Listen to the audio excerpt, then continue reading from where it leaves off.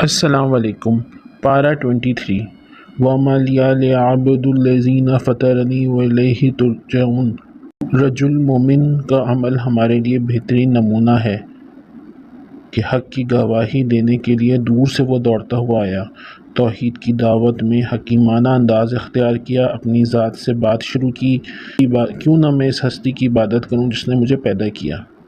بندہ مومن جان خطرے میں ڈال کر ایمان کی دعوت دیتا ہے، شہادت پا کر جنت میں داخل ہو تو بھی قوم کی خیر خواہی کرنے والا ہوتا ہے۔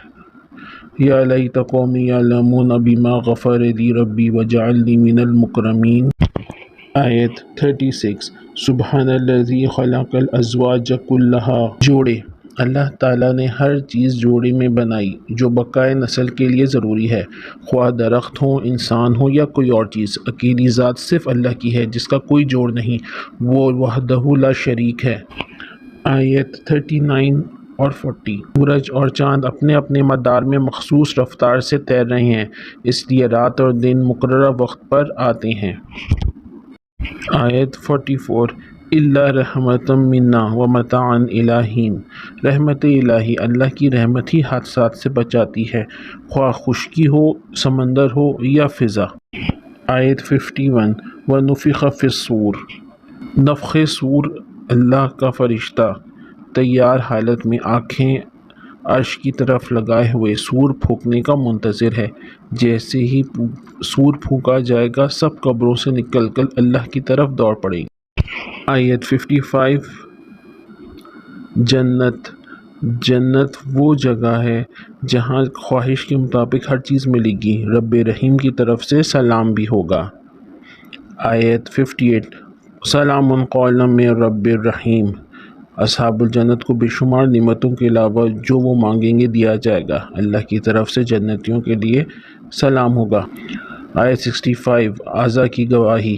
کفر کرنے والوں کے ہاتھ اور پاؤں ان کے برے اعمال کی گواہی دیں گے۔ سورہ صف والصفات صفا۔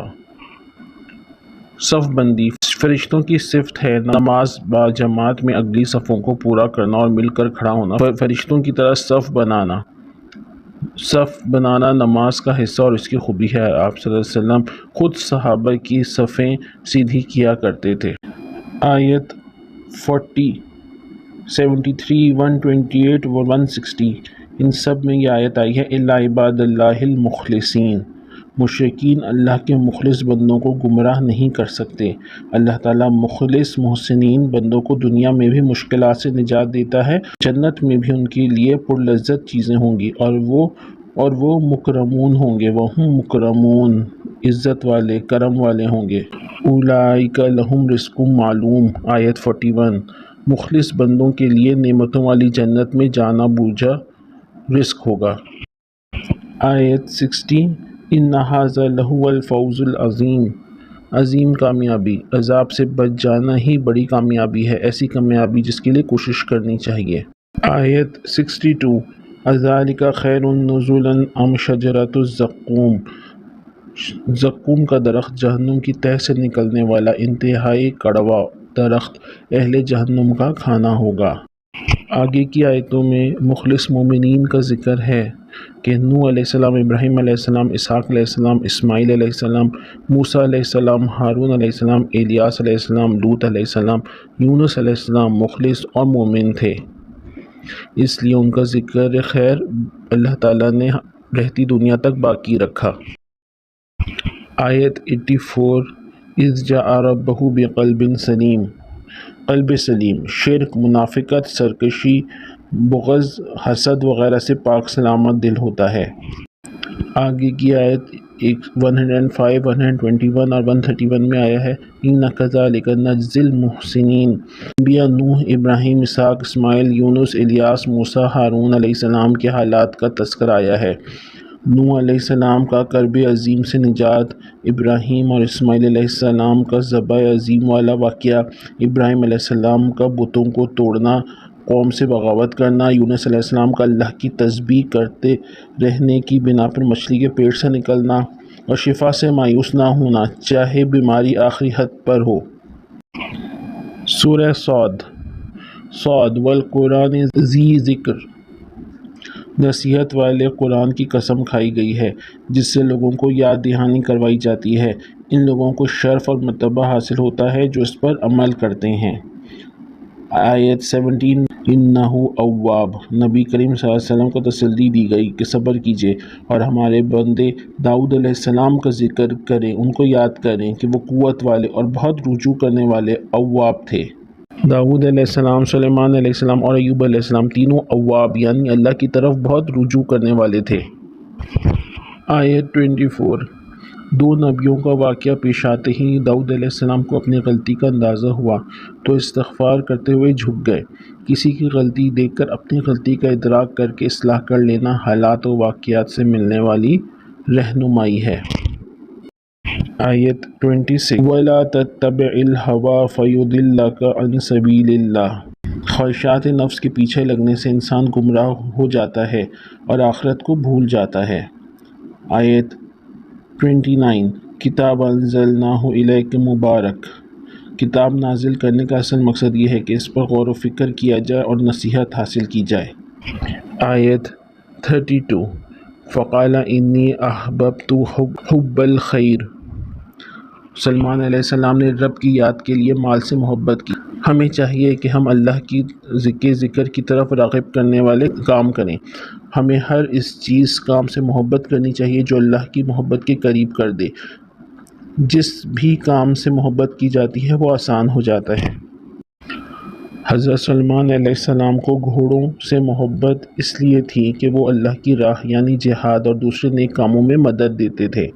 یہاں حب الخیر سے مراد حب الخیل یعنی کہ گھوڑوں کی محبت ہے، صرف شان و شوکت یا دنیاوی مال کی محبت کی وجہ سے نہیں۔ یعنی سلیمان علیہ السلام کو گھوڑوں سے محبت صرف شان و شوکت یا دنیاوی مال کی محبت کی وجہ سے نہیں تھی بلکہ اللہ تعالیٰ کے لیے تھی۔ صبر کا بدلہ، ایوب علیہ السلام 18 سال بیمار رہے، سب نے ان کو چھوڑ دیا، مگر انہوں نے صبر کیا تو اللہ تعالیٰ نے ہر چیز پہلے سے بہتر ان کو عطا کر دی۔ آیت 87 ان ہوا الا ذکر للعالمین، یہ قرآن تو تمام جہان والوں کے لیے سراسر نصیحت ہے۔ سورہ زمر تنزیل الکتاب من اللہ عزیز الحکیم، اس کتاب کا نازل کرنا اللہ عزیز الحکیم کی طرف سے ہے۔ فاعبد اللہ مخلصا لہ الدین، دین کو، عبادت کو اللہ ہی کے لیے خالص کیا جائے۔ ہمیں چاہیے کہ دین کو، عبادت کو، سب کو اللہ ہی کے لیے خاص رکھیں۔ اللہ کی عبادت خالص اخلاص نیت کے ساتھ کرنی چاہیے۔ اللہ کا تقرب اور اس سے دعا کرنے کے لیے کسی واسطے کی ضرورت نہیں۔ اولیاء اللہ کو اللہ کی قربت کا ذریعہ سمجھنا ایک باطل عقیدہ ہے جس کی کوئی دلیل نہیں۔ آیت 9 رات کی گھڑیوں میں سجدہ و قیام کرنے اور رحمت کی امید رکھنے والے کا مقام اس سے الگ ہوگا جو وقتی مصیبت کے تحت اللہ کو پکار کر پھر بھول جاتا ہے۔ هل يستوي الذين يعلمون والذين لا يعلمون۔ آیت 7 وَإِن تَشْكُرُوا يَرْضَهُ لَكُمْ، اگر تم شکر کرو گے تو اس سے وہ تمہارے لیے پسند کرتا ہے۔ آخر ہم کیوں نہ وہ کام کریں جو اللہ کو پسند ہے۔ آیت 17 وَالَّذِينَ اجْتَنَبُوا الطَّاغُوتَ، طاغوت کی بندگی سے بچنے والے اور قرآن سن کر عمل کرنے والے ہی ہدایت پر ہیں اور عقل مند ہیں۔ احسن الحدیث آیت 23 اللہ نے احسن کلام اتارا ہے۔ احسن الحدیث سے مراد اللہ تعالیٰ کا کلام ہے۔ قرآن بہترین بات ہے جس کے مضامین ملتے جلتے اور بار بار دہرائے جاتے ہیں۔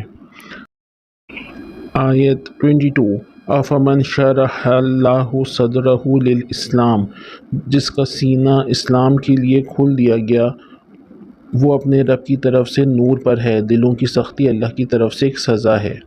آیت 27 وَلَقَدْ ضَرَبْنَا لِلنَّاسِ فِي هَٰذَا الْقُرْآنِ، مثالیں، بہت سے مالکوں کو خوش کرنا آسان ہے یا ایک اللہ کو؟ الحمدللہ ہم کو صرف ایک ہی رب کو راضی کرنا ہے۔ آئیے اخلاص کے ساتھ احسن عمل کرنے کی کوشش کریں۔ جزاک اللہ خیراً کثیرا۔